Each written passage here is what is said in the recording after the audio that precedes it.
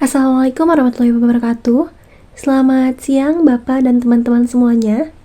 Pertama-tama marilah kita panjatkan puji beserta syukur kita kehadirat Allah yang mana telah memberikan kita nikmat beribu-ribu nikmat, diantaranya nikmat kesehatan dan panjang umur, sehingga kita bisa bertatap muka via online ini yang mudah-mudahan selalu dalam keadaan sehat walafiat. Di sini saya Azmi Rahmatillah sebagai moderator dari kelompok ini. Di sini kami akan mempresentasikan mengenai materi mengidentifikasi dan menganalisis jenis permainan tradisional edukatif yang berbasis potensi lokal dalam penyelenggaraan pendidikan anak di sekolah dasar. Langsung saja untuk pemaparan materi yang pertama akan disampaikan oleh Adisa Nurrahman, kepadanya disilahkan. Permainan tradisional. Menurut Sudarsono pada tahun 2000, permainan tradisional merupakan bagian dari budaya rakyat yang diwariskan secara turun-temurun dan mencerminkan nilai-nilai kehidupan sosial masyarakat setempat. Permainan ini tidak hanya sebagai hiburan, tetapi juga syarat akan makna pendidikan seperti kedisiplinan, kebersamaan, dan sportivitas. Adapun menurut Sutarto pada tahun 2012 menyatakan bahwa ciri khas permainan tradisional adalah sederhana, mudah dimainkan, serta menggunakan bahan-bahan dari lingkungan sekitar yang mencerminkan kreativitas lokal. Ciri khas permainan tradisional antara lain diciptakan oleh masyarakat lokal, mengandung unsur kebersamaan dan kerja tim, tidak membutuhkan teknologi canggih, memiliki nilai moral dan edukatif. Selanjutnya, pendidikan berbasis potensi lokal. Menurut Kemendikbud pada tahun 2021 menjelaskan bahwa pendidikan berbasis potensi lokal adalah upaya memanfaatkan kekayaan lokal, baik alam, budaya, maupun sosial, sebagai sumber belajar untuk mendukung pencapaian kompetensi peserta didik. Adapun menurut Sutarjo Adi Susilo pada tahun 2013, pendidikan berbasis kearifan lokal dapat menjadi media efektif dalam pembentukan karakter, karena nilai-nilai lokal yang diusung relevan dengan kehidupan sehari-hari siswa. Baik, untuk yang selanjutnya pemaparan materi yang kedua akan disampaikan oleh Nurgina Jarutami, kepadanya disilahkan. Baik, terima kasih kepada moderator. Selanjutnya saya akan menyampaikan materi permainan sebagai media edukasi SD. Mengemukakan bahwa anak-anak pada usia sekolah dasar berada pada tahap operasional konkret sehingga mereka belajar lebih baik melalui aktivitas langsung seperti bermain. Permainan membantu anak-anak mengembangkan kemampuan berpikir lagi, imajinatif, serta sosial. Dalam tahap perkembangan usia sekolah dasar, anak cenderung aktif dan belajar melalui pengalaman langsung. Mainan merupakan salah satu media belajar yang efektif karena 1. Meningkatkan keterampilan motorik kasar dan halus. 2. Mengembangkan kemampuan berpikir logis dan strategis. 3. Menumbuhkan rasa empati, kerjasama, dan kepemimpinan. 5. Menguatkan nilai-nilai budaya dan kebangsaan. Baik, saya akan menyampaikan materi selanjutnya. Identifikasi jenis permainan tradisional edukatif. Engklak. Engklak berasal dari Jawa, populer di Jawa, dan dikenal di daerah lain dengan nama berbeda, seperti engklak, taplak gunung, Sunda Manda. Potensi lokal, tradisi lokal, penggunaan ruang terbuka, nilai edukatif, melatih keseimbangan dan konsentrasi. Keterampilan yang dikembangkan, motorik kasar, koordinasi, mengenal angka. Selanjutnya, congklak atau dakon berasal dari Jawa Sumatera, tersebar di banyak daerah Jawa, Sumatera, Sulawesi. Di Jawa dikenal sebagai dakon. Potensi lokal, kerajinan kayu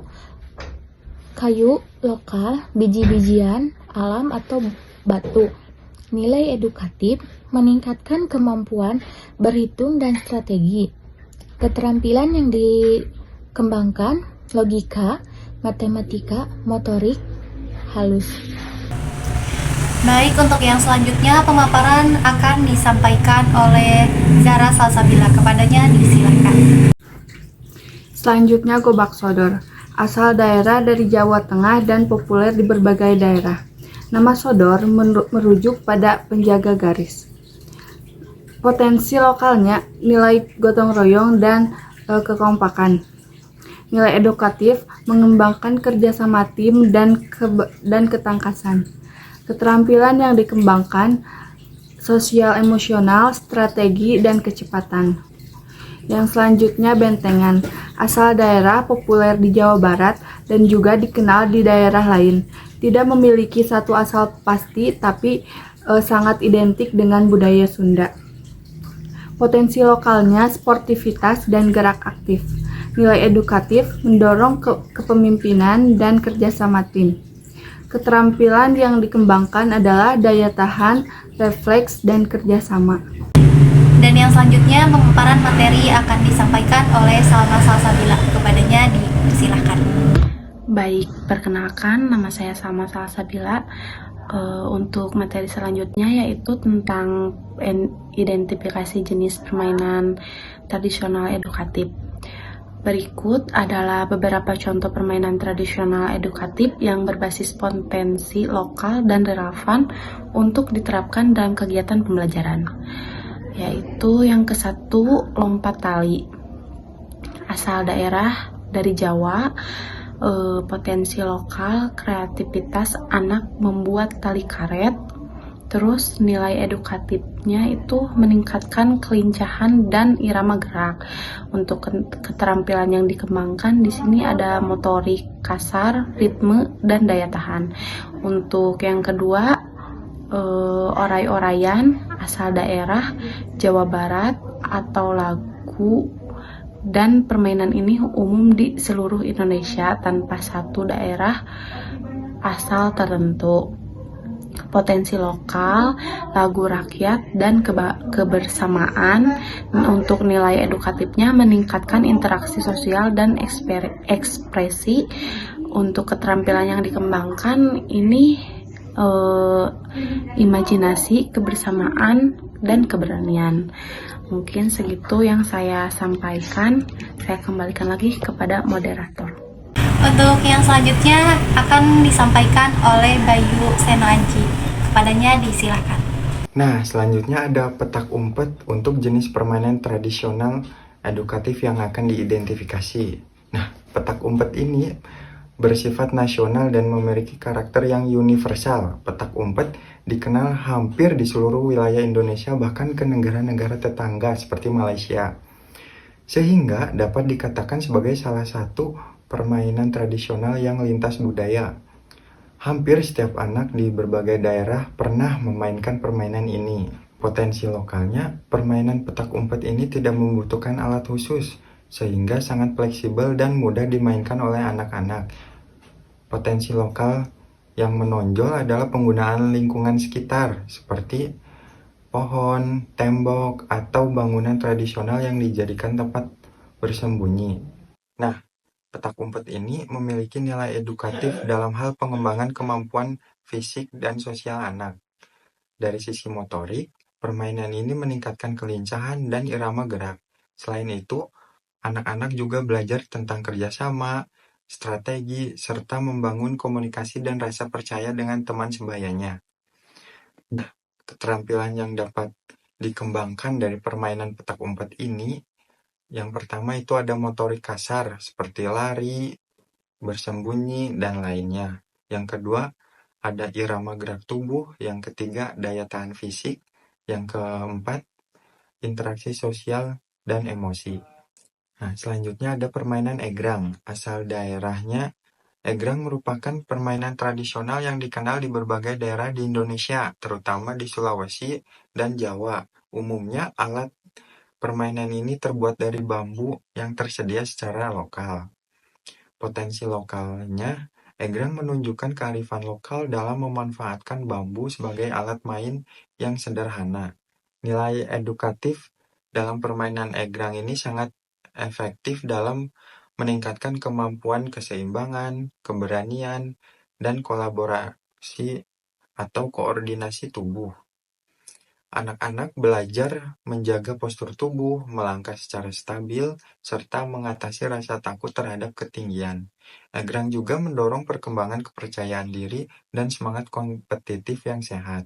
Keterampilan yang dapat dikembangkan dari permainan egrang ini, yang pertama motorik kasar, yaitu keseimbangan dan koordinasi tubuh. Yang kedua, kepercayaan diri. Sekian yang dapat saya jelaskan, saya kembalikan ke moderator. Untuk yang selanjutnya akan dilanjutkan penyampaian materi dari Cecilia Rahmani. Kepadanya disilakan. Terima kasih untuk moderator. Di sini saya akan menjelaskan analisis nilai edukatif dalam permainan tradisional. Permainan tradisional memiliki nilai edukatif yang beragam dan dapat mendukung berbagai aspek perkembangan anak, seperti nilai kognitif, nilai motorik, nilai sosial dan emosional, nilai budaya dan karakteristik, nilai estetika dan kreativitas. Di sini saya akan menjelaskan nilai kognitif, yaitu permainan seperti congkak dan bentangan melatih logika, strategi, dan kemampuan berhitung. Anak dilatih untuk berpikir cepat, membuat perencanaan, dan menyusun langkah-langkah secara logis. Yang kedua, nilai motorik. Permainan seperti englek, lompat tali, dan egrang sangat baik untuk melatih koordinasi, keseimbangan, dan ketenangan anak. Ini juga bisa membantu perkembangan motorik kasar penting di usia sekolah dasar. Untuk yang ketiga, nilai sosial dan emosional, yaitu permainan sekelompok seperti gobak sodor, ular tangga, mengajarkan kerjasama, sportivitas, empati, dan serta kemampuan menyelesaikan konflik dalam cara yang positif. Untuk yang keempat, nilai budaya dan karakteristik. Permainan tradisional syarat akan nilai-nilai budaya seperti gotong royong, kejujuran, dan tanggung jawab. Anak belajar memahami identitas budaya melalui lagu, gerakan, dan cerita yang terkandung dalam permainan. Untuk yang kelima, nilai estetika dan kreativitas. Beberapa permainan mengembangkan imajinasi dan ekspektasi kreatif, seperti membuat alat permainan dari bahan alam, menyanyi lagu daerah, atau menciptakan variasi aturan bermain. Selanjutnya, penerapan permainan tradisional dalam pembelajaran di sekolah dasar. Permainan tradisional dapat diterapkan dalam proses pembelajaran di sekolah dasar melalui berbagai pendekatan yang terintegrasi. Seperti yang pertama, sebagai media dalam pembelajaran tematik. Guru dapat meningkatkan permainan dengan tema pembelajaran, misalnya dalam tema kebersamaan. Siswa diajak bermain ular tangga untuk belajar tentang kerjasama dan kebersamaan secara konkret. Yang kedua, dalam pembelajaran pendidikan jasmani (PJOK), permainan tradisional sangat cocok untuk aktivitas jasmani karena melibatkan gerakan tubuh, gerakan otot, dan koordinasi gerak. Contohnya bentengan dan gobak sodor bisa digunakan dalam melatih kecepatan dan strategi. Nah, pada pembahasan yang sudah disampaikan, dapat kita simpulkan beberapa hal-hal penting, di antaranya secara garis besar, permainan tradisional edukatif merupakan warisan budaya yang tidak hanya mengandung unsur hiburan, tetapi juga memiliki nilai-nilai pendidikan yang sangat relevan dalam proses pembelajaran anak di sekolah dasar. Melalui identifikasi terhadap berbagai jenis permainan tradisional yang tersebar di berbagai daerah di Indonesia, dapat kita ketahui bahwa masing-masing permainan memiliki karakteristik, nilai edukatif, serta potensi lokal yang berbeda, namun saling melengkapi pastinya. Terima kasih kepada Bapak dan teman-teman yang sudah menyimak dengan baik. Mudah-mudahan kita bisa menangkap dan memahami apa yang sebelumnya kita bahas dan kita diskusikan. Terima kasih banyak. Mohon maaf apabila terdapat banyak kesalahan kata. Assalamualaikum warahmatullahi wabarakatuh.